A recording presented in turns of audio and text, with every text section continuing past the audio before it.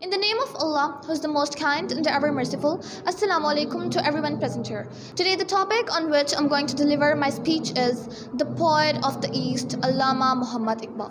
Respected audience, talking about the history of a man, the Orient, the multi-dimensional character, either a philosopher or a fighter, the master of thought and mystics, the poet whose thought goes beyond the sun. The mystical thought of Iqbal was based on the teachings of Islam and with the harmony of the current situation of the world. Muhammad Iqbal, also known as Alama Iqbal, was the national poet of Pakistan. He was a poet, philosopher, politician, and a scholar. He was born on November 9, 1877.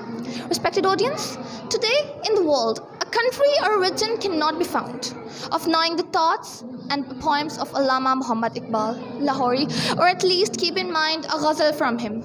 The high reputation of the Alama of the great Orient was less during his lifetime. Respected audience, Alama Muhammad Iqbal was died on 21 April 1938. Thank you.